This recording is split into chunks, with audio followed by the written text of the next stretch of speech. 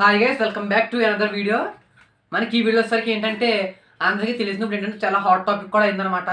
Already దీని మీద చాలా మంది షార్ట్స్ చేశారు, నేను కూడా చాలా షార్ట్స్ అయితే చేశాను.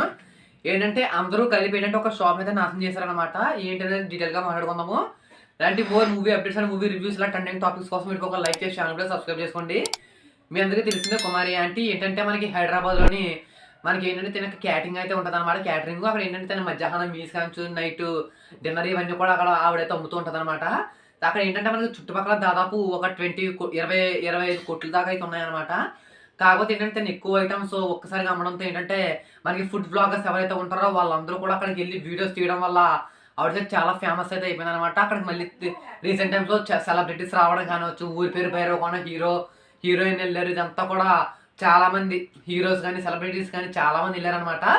అదంతా దానికి ఇంకా హైప్ అయితే పెరిగిపోయింది.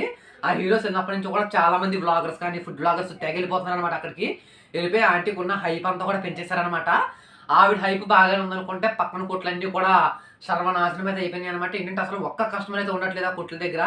ఒక వీడియో అయితే చూసిన ఒక ఎవరో బ్లాగ్ అయితే పెట్టారు అనమాట. ఇక్కడ ఈ కొట్టే కాదు చాలా కొట్లు ఉన్నాయి అని చెప్పేసి ఒక బ్లాగ్ అయితే పెట్టాడు అనమాట. అన్ని కొట్లు కూడా బ్లాగ్ అయితే చూపించాడు.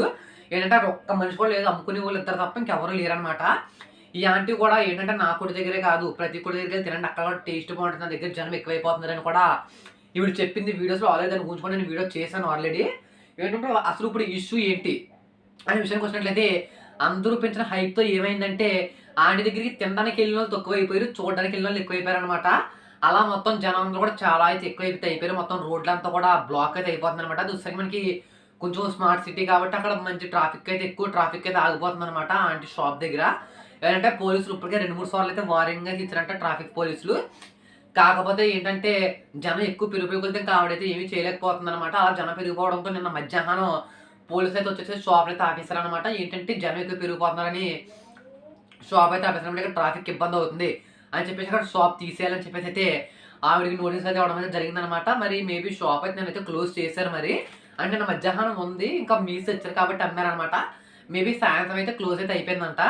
ఇంకా ఏంటంటే ఆవిడ మీడియాతో మాట్లాడుతూ ఏమన్నారంటే నేను ఎవరిని కూడా రమ్మలేదు, నేను ఏ బ్లాగర్కి కూడా చెప్పలేదు, ఏంటంటే మీరే వచ్చారు మీరే తీశారు, ఏంటంటే మీ వాళ్ళే ఎంత అయిందని చెప్పేసి అయితే అంటుందంట. ఆవిడైతే అంటుంది, నేను చూసిన వీడియో అనేది బ్లాగర్స్ వెళ్ళి తీయడంలో తప్పు లేదు, కాకపోతే ఆవిడ ఎలా మాట్లాడడం కూడా తప్పు లేదు అనమాట. ఎందుకంటే దాదాపు ఒక మిడిల్ క్లాస్ ఫ్యామిలీ నుంచి అయితే వచ్చి రోజుకి 2,000-3,000 సంపాదించుకునే ఆవిడ దాదాపు రోజుకి 60,000 సంపాదించుకుంటుందంటే దానికి కారణం ఫుడ్ బ్లాగర్సే.